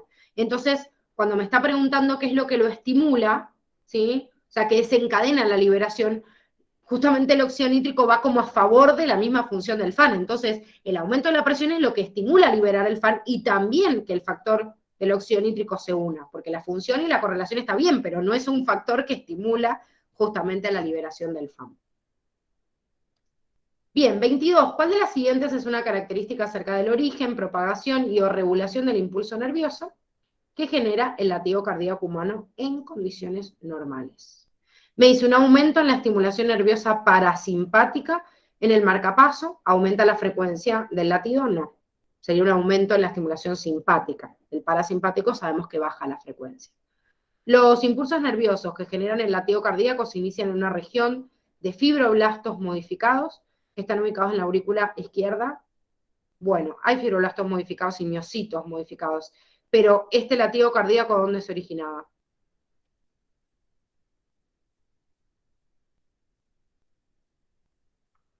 En el nódulo sinoauricular, ¿Y dónde estaba? en la aurícula derecha. Bien, está en la aurícula derecha y no izquierda. Como les digo, y esto también, hay células del tejido que se modifican, pero no es el fibroblasto el que tampoco origina el marcapaso, es un miocito modificado, pero sobre todo el error más grueso es la ubicación del marcapasos, que es la aurícula derecha. La C es la correcta, me dice el potencial de acción se propaga por las aurículas gracias a las uniones comunicantes, o sea, las uniones nexus, entre las células musculares de las aurículas, que conectan el citoplasma de los miocitos contiguos. De hecho, debería ser como todo en simultáneo con los ventrículos también, nada más que hay un retraso gracias al no aurículo ventricular, sino también serían las uniones comunicantes, en realidad entre todos sería como casi simultáneo la contracción de todos. Y después me dice, las de His enlentece la velocidad de conducción entre el nodo sinoauricular y el aurículo ventricular, permitiendo a las aurículas contraerse antes para producir la diferencia entre sístole ventricular y auricular, que justamente es lo que hace, lo que estábamos diciendo, el nodo aurículo ventricular, y no el haz de His. O sea, el enlentecimiento de esa contracción que genera el marcapaso, el primer marcapaso cardíaco, que es el nodo sinoauricular, cuando llega a las fibras en el tabique interventricular, y que me separa la conexión con los ventrículos, que es la ubicación del nodo auriculoventricular, por eso se llama aurículo ventricular, está como sobre las aurículas en el tabique interauricular, pero me separa la conexión con el inicio del haz de His, o haz de His, me frena un poquito la contracción y hace que el ventrículo se contraiga un ratito después que la aurícula. Entonces esta sincronicidad, sístole auricular, sístole ventricular, es gracias a este nódulo auriculoventricular, no a las de His. Acuérdense entonces que después de las de His, en esta vía aparecen las fibras de Purkinje en los ventrículos, que son los que darían la contracción de los ventrículos. Entonces, origen en el nodo sinoauricular, contracción de todas las aurículas. Retraso en el nodo aurículo ventricular, que enlentece más o menos unos 100 milisegundos la contracción del ventrículo. Y por el haz de His va a las fibras de Purkinje, se produce sístole ventricular por estas fibras de Purkinje. Diástole después descansa y vuelve en ejecución el marcapaso. Pregunta 23. En las plantas, el proceso de fotosíntesis tiene lugar en los cloroplastos presentes en sus células. En este proceso se pueden diferenciar distintos tipos de reacciones químicas. ¿Cuál de las siguientes reacciones ocurre en la estroma de los cloroplastos? Bueno, recién estábamos hablando de uno de la etapa lumínica, este les hace referencia, pero a lo que ocurre en la estroma, que si se acuerdan, en la estroma ocurre la etapa oscura. Se me está preguntando de la otra. Dice, se reduce el carbono del dióxido de carbono utilizando la energía química del ATP y del nadofosfato reducido, que es justamente como se define la etapa oscura. ¿Sí? ¿Se forma oxígeno? No, el oxígeno se forma en la etapa lumínica, que es cuando se hidroliza el agua. ¿Se cinden moléculas de agua? No, se cinden moléculas de agua en la etapa lumínica y es el motivo por el cual se libera justamente oxígeno. Y acá me dice, se reducen moléculas transportadoras de electrones conocidas como nicotinamida dinucleótido fosfato en su forma oxidada, o sea, de nadofosfato oxidada a nadofosfato reducida, que ocurre también en la fase final del flujo acíclico de los electrones en la etapa lumínica, y que después sirve como fuente para la otra. Pero bueno, son todas descripciones de la etapa lumínica, y esta era la única que ocurre en la estroma, que es justamente la etapa enzimática. 24. Un paciente presenta dolor abdominal, náuseas, eliminación de orina más oscura de lo normal y presenta ictericia. Al realizar un análisis de sangre se muestran valores elevados de bilirrubina. Podría tratarse de una hepatitis causada por un ARN virus como el HIV. El HIV no produce puntualmente, por lo menos, la hepatitis, porque produce de todo, pero bueno, de última sería como más posible que haya una reinfección por otro patógeno, pero no, particularmente el HIV no es el que produce hepatitis. Sí es un ARN virus, pero no es el que produce hepatitis. La ictericia es causada por valores elevados de bilirrubina directa en sangre, y la orina oscura por exceso de bilirrubina en ella. Si hubiera bilirrubina directa, entonces no estaríamos hablando de un daño hepático. La ictericia es justamente la acumulación de la bilirrubina indirecta, la que no ha pasado por el hígado y no se ha unido con el ácido glucurónico. ¿Sí? Eso es ictericia. Y ojo, la orina oscura también es la presencia de bilirrubina indirecta en ella. Si no, por la vía normal, yo encuentro la urobilina en la orina. ¿Sí? No bilirrubina. Tampoco hay bilirrubina directa en orina. Entre esta y qué, y la de la cirrosis. Bueno, pero por eso, ojo con esto, ¿cuándo es directa y cuándo es indirecta? Acuérdense que esto en realidad, lo repasamos también, no sé si en el examen pasado o en el anterior, cuál era la diferencia, que les daba un caso de cirrosis, cuál era la diferencia entre bilirrubina indirecta y directa. O sea, indirecta es que todavía no se conjuga con el ácido glucurónico, o sea, ahí está la falla hepática. Si yo ya tengo bilirrubina directa, es que ya está conjugada. Por eso se le llama directa o conjugada. Si la conjugo con ácido glucurónico, el hígado ya la mete a través de la vía o con el conducto hepático a la bilis. Entonces, listo, ya va por vía digestiva, no está en la sangre.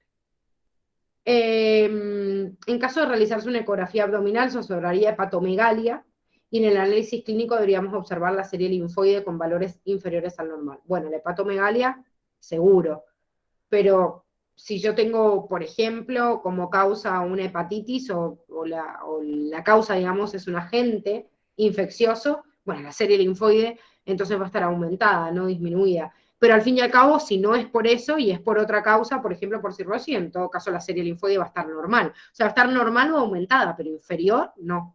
Porque aparte el hígado no produce linfocitos, entonces no tiene por qué estar de forma inferior.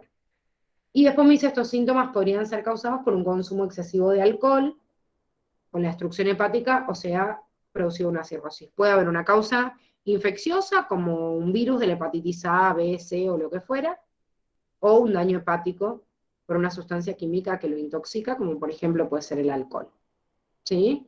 Entonces ahí en esa vía lo veo. ¿Ven? Bilirrubina no conjugada, en el grafiquito que tienen para repasarlo, es el que va a la sangre. Y esto es lo que me genera ictericia si no entra a la vía hepática y se conjuga con el ácido glucurónico. Si ya pasó por esto y es bilirrubina conjugada y es la que después llega como residuo a la sangre, es que el hígado no está fallando. Y no voy a tener ictericia. 25. La sangre que circula por los vasos transporta gases como oxígeno y dióxido de carbono. En este transporte intervienen pigmentos respiratorios capaces de enlazar estos gases y adicionalmente una proporción de los mismos se transporta disuelta en plasma.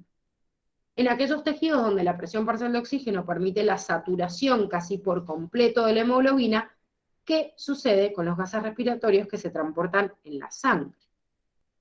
La primera dice el oxígeno se enlaza a las 4 cadenas polipeptídicas que conforman la mioglobina hasta alcanzar su saturación.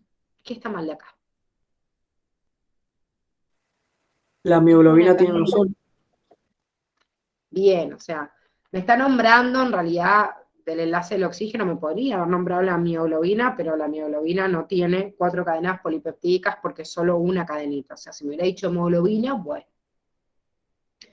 Ahora, ¿en dónde se enlaza el oxígeno? ¿Se enlaza la cadena polipeptídica de la mioglobina o de la hemoglobina?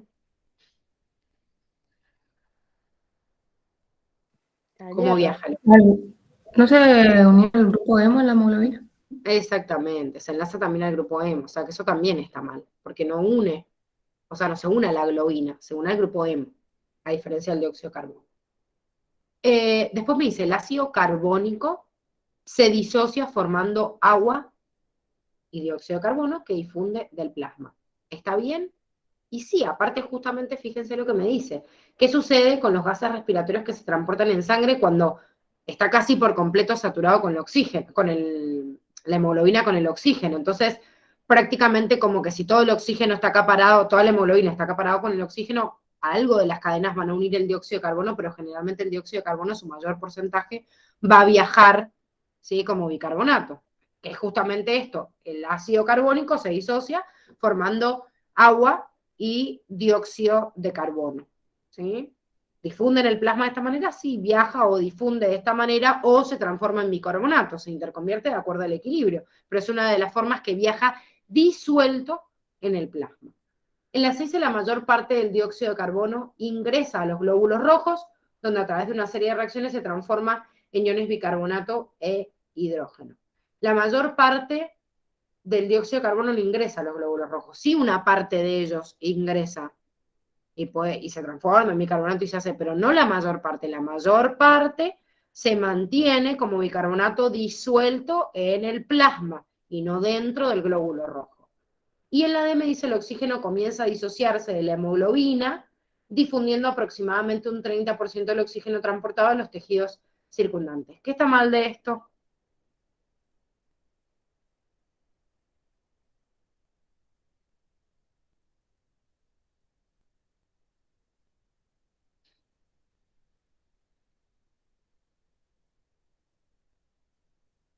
No se disocia si, o sea, se desplaza hacia la izquierda la curva.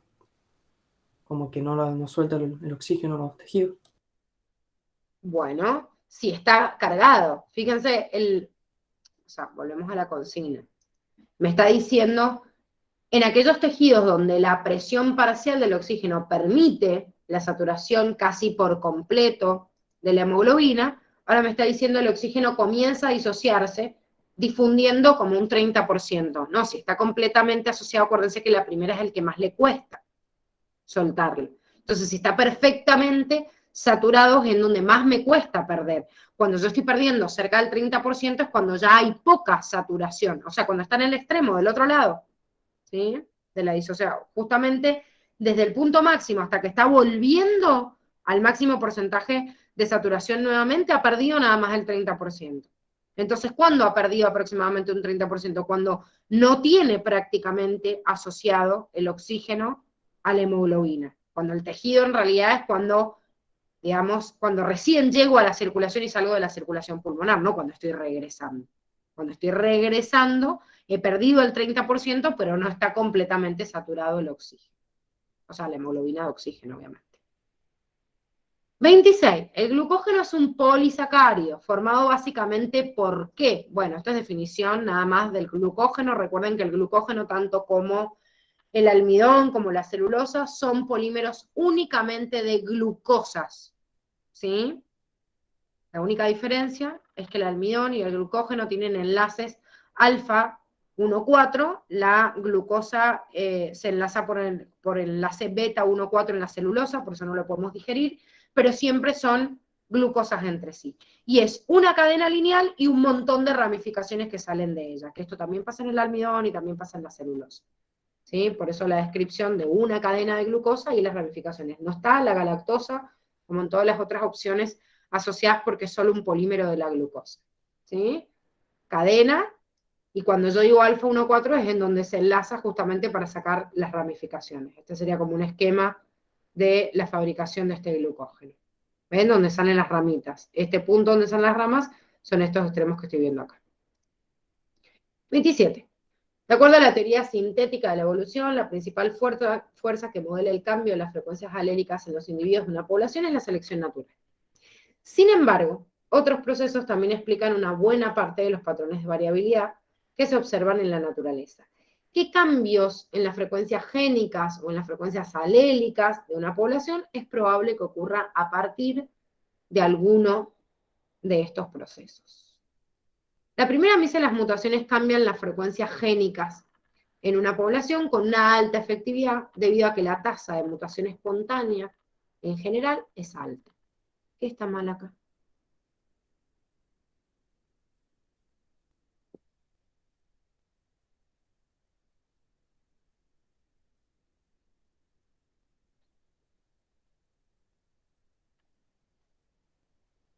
En realidad no son las frecuencias alélicas. Bueno, voy a variar los alelos en realidad, pero bueno, después de esa frecuencia En realidad alélica. no es con alta efectividad, porque, o sea, una mutación cada muchísimas. Claro, o sea, ocurren mutaciones frecuentes, pero con una alta efectividad no. O sea, la mutación espontánea existe, pero muchas de ellas son silenciosas, entonces no van a tener repercusión en evolución o no, y nunca va a tener una tasa alta de efectividad, porque la mayoría de las mutaciones de hecho son anómalas y me generan características que no pasan a la descendencia. ¿Sí? Entonces la efectividad alta no, todo lo contrario, es el único mecanismo por el cual se impone la variabilidad, pero no tienen para nada una alta efectividad. Muchas de las mutaciones son anómalas. El flujo de genes puede introducir alelos nuevos en una población o puede cambiar la frecuencia de un alelo, sí, obviamente es la migración lo que puede hacer variar la composición alélica, o sea, la frecuencia alélica y génica. El apareamiento preferencial de los individuos de una población provoca cambios en las frecuencias alélicas a lo largo de las generaciones, sin producir cambios en las frecuencias genotípicas de esa población, manteniendo constante el número de heterocígotos. No. Si hay apareamiento preferencial, obviamente hay modificación de frecuencias alélicas, pero si hay modificación de frecuencia alélica, la génica también va a variar. ¿Sí? O sea que, ojo, si hay un apareamiento preferencial, va a haber una disposición en el cual van a ir variando las frecuencias alélicas, va a cambiar la población, pero esa frecuencia alélica va a impactar obviamente en la frecuencia génica. El efecto fundador ocasiona un cambio no aleatorio en la composición del reservorio génico de una población, incrementando siempre la frecuencia de alelos raros como consecuencia de una fragmentación de la población original. Justamente el efecto fundador es como estoy saliendo de una partecita de una población más grande, y el segmentito que yo estoy poniendo se da por un efecto, digamos, que depende de la deriva genética, que es justamente un fenómeno aleatorio, o sea, tipo pasó algo ambiental que hizo exterminar gran parte de la población, o algunos así tuvieron que migrar, entonces es el cambio justamente aleatorio que vuelve a recomponer rápidamente y de forma brusca y drástica la modificación de las frecuencias alélicas y génicas de la población, ¿sí? Entonces, ¿siempre da la frecuencia de alelos raros? No, para nada, o sea, depende, porque es justamente azaroso. Alguien lo quiso migrar un grupo y rápidamente se cambia, o sea, lo que es verdad es que se cambia de forma rápida, pero que siempre dé origen a los alelos raros, no. Puede ser a los raros o a los más comunes, dependiendo el grupo que haya migrado y ha dado origen a esa nueva población, por eso efecto fundador. 28. Diversas hormonas intervienen en la regulación de la composición y el volumen de la orina. Si una persona sana se deshidrata, ¿cuál de las siguientes acciones se producirá para restablecer esta bulimia? Bueno, lo primero que yo voy a tener impacto, esto es importantísimo, es el sistema renina, angiotensina, aldosterona. Entonces que no nombre esto está bueno. Pero igual hay muchas hormonas que restituyen o aumentan también la bulimia, como puede ser incluso la DH también. O sea que tengo que tener varias hormonas en mi cabeza. Ahora, la AME dice, la hormona antidiurética será secretada por el aparato yuxtaglomerular en respuesta a la disminución de la presión sanguínea glomerular. De esta manera, detendrá más agua en el torrente sanguíneo, logrando aumentar la bulimia. Bueno, Está como más o menos bien la opción si saco la hormona antidiurética, obviamente, y pongo a la aldosterona, porque es la renina en realidad, que es la que secreta el aparato extraglomerular, y después de activar un montón podrían retener agua en el sistema renal. Y es verdad que también restituye la presión sanguínea o restablece la volemia, la antidiurética, pero ahí en vez de poner aparato extraglomerular debería haber puesto hipotálamo, que es el que influye. O sea, puedo cambiar una cosa u otra para hacerla correcta, digamos. La B, que es la correcta, me dice que la angiotensina 2 va a estimular el centro hipotalámico de la sed para que aumente la ingesta de agua y aumentar justamente la volemia y la presión sanguínea. Sí, también es un efecto. El sistema renina-angiotensina-aldosterona tiene como efecto también la angiotensina 2 aumentar la polidipsia, que quiere decir la ingesta de agua, y por otro lado también se activa la ADH por el hipotálamo. Entonces la ADH también retiene agua en el riñón, pero además de eso aumenta la sed. La semicelaldosterona aumentará la reabsorción de iones sodio en el túbulo distal y en la primera parte del colector, logrando de esta forma la disminución de la natremia y de la natriuresis para poder retener más agua del torrente sanguíneo y aumentar la volemia. ¿Qué es lo que está mal acá? En realidad aumentaría la natremia. Si yo, ojo, pero la aldosterona, ¿qué hace? Reabsorción de sodio y excreción de potasio. Entonces,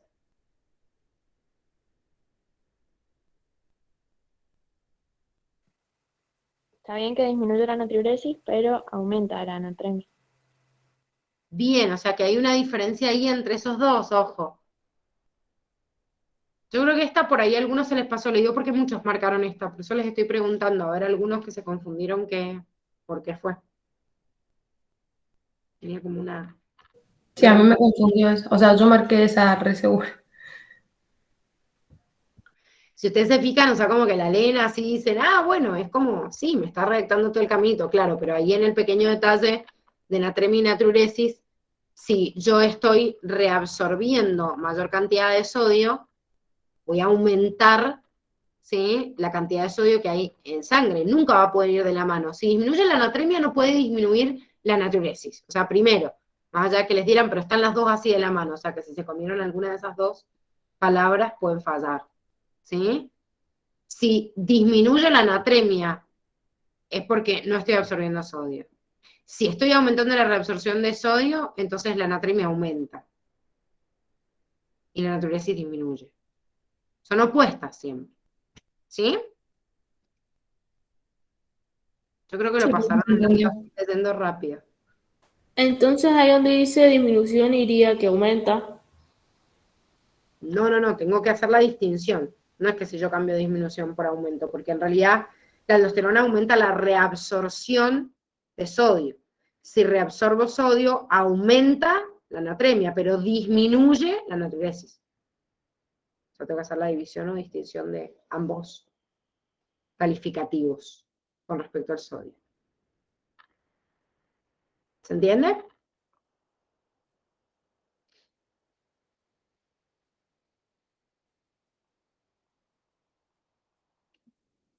¿Sí o no? Sí, profe, se entendió. Bien.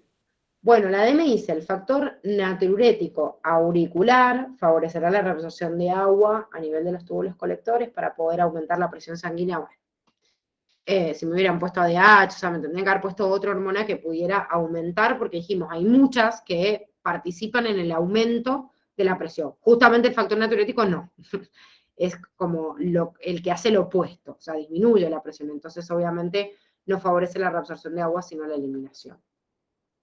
Digamos que no quiere aumentar la volemia, sino disminuirla. 29, bueno, me habla de la fecundación, describiéndola de la unión de los gametos hasta formar el cigoto. Para que esto ocurra, el ovocito secundario es captado por la trompa de falopio, que lo va a transportar hacia el útero. Los espermatozoides depositados en la vagina avanzan en el sentido contrario para arribar a las trompas. Bueno, está hablando del encuentro. ¿Qué sucede luego del encuentro de esas gametas?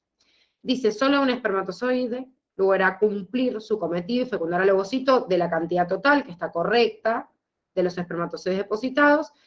Dice, solo 300 a 500 llegan al sitio de la fecundación y se considera que ayudan al espermatozoide fecundante a atravesar las barreras que protegen al gameto femenino. Bueno, esta es una teoría o hipótesis, pero en realidad está descrito así en la bibliografía y en realidad no sé si ayudan. Yo creo que cada uno trata de sobrepasarlo. Hay otras teorías que dicen cada uno lo está traspasando, no va a ayudarlo, pero la verdad es que cuando ya se van rompiendo las membranas que rodean al ovocito ya es más fácil para los demás penetrar la zona pelúcida y las células de la granulosa.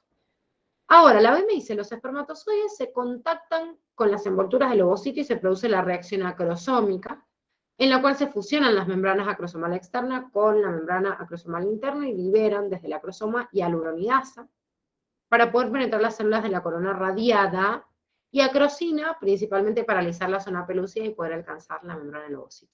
¿Qué está mal en esta opción?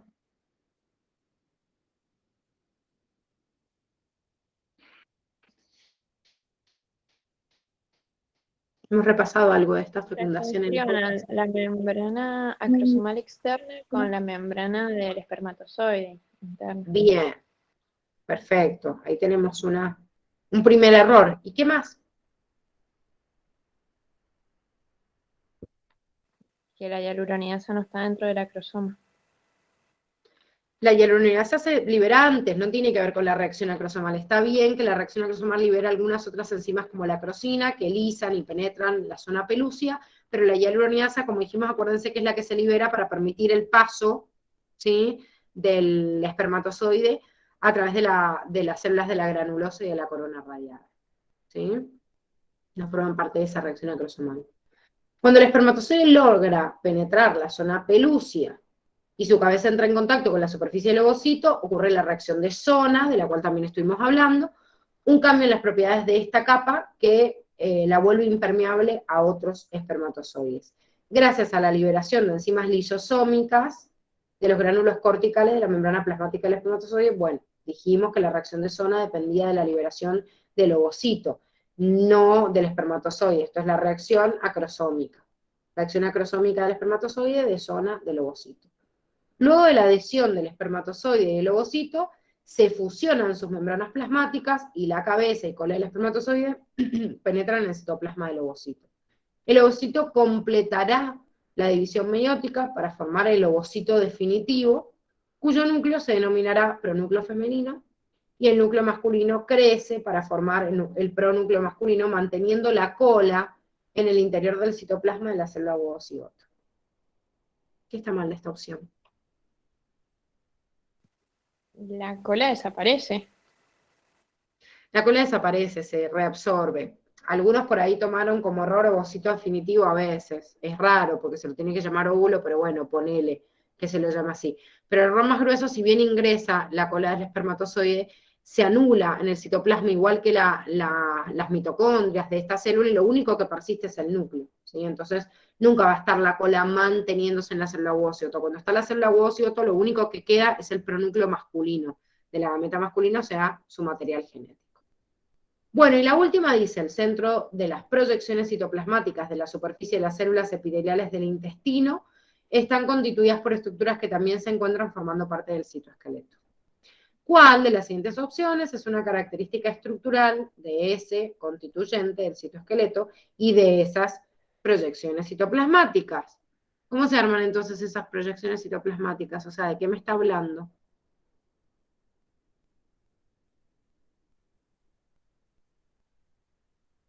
Hablar de las proyecciones citoplasmáticas Filamentos tiene de que actina. Bien, está hablando de las microvellosidades, o sea, me dice, forman parte también del citoesqueleto, pero toda esta introducción es para decirme, a ver, ¿quién forma esto? Esto que envolvía por acá, por interno a la microvellosidad, el filamento de actina, que cubre toda la membrana en su interior y que también en realidad se mete en la microvellosidad. Entonces estoy hablando del filamento de actina. Dice, están constituidos por moléculas proteicas que presentan una porción central con forma de bastón de longitud constante y dos regiones terminales como cabeza y cola de longitud variable. ¿Esto a quién me está nombrando? ¿A quién les hace acordar?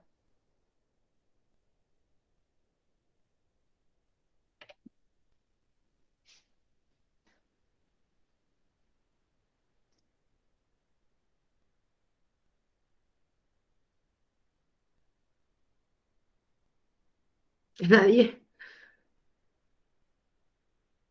las estructuras proteicas que tenían como esa forma de bastón y que se enroscan, pero en realidad te deja estas porciones como de cabeza, era una estructura de la miosina, de otra proteína, pero es una proteína fibrillar, no una proteína globular que está presente en varias células, como por ejemplo en las células musculares, en donde genera junto con la actina la propiedad de ser contráctil, pero no tiene esta porción porque es una cadenita. Bueno, en esta imagen se alcanza a ver. Acuérdense que el filamento actina era una doble cadenita de proteínas de tipo globular y que forman justamente la actina F cuando están ubicadas así, como en filamentos. Uy, fue para el otro lado. La B, presentan una estructura hueca formada por proteínas globulares llamadas tubulina alfa y beta. Bueno, esto es de microtúbulos y no es hueca porque son las dos cadenitas solitas.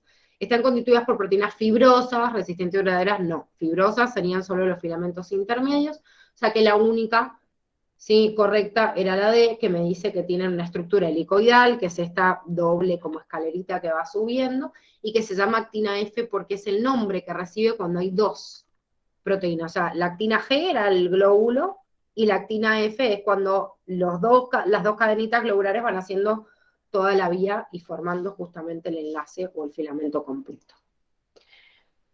Bueno, muchachos, ¿alguna duda? Gise, entonces podríamos decir que los microtúbulos son huecos, digamos. Sí, los microtúbulos son huecos. Están formados por una superposición de esta tubulina alfa y beta, formando como toda una estructura superficial con un diámetro de 22 nanómetros, pero adentro es una estructura hueca.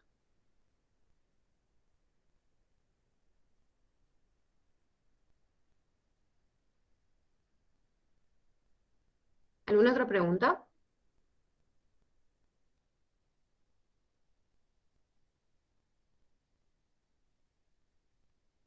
No, profe.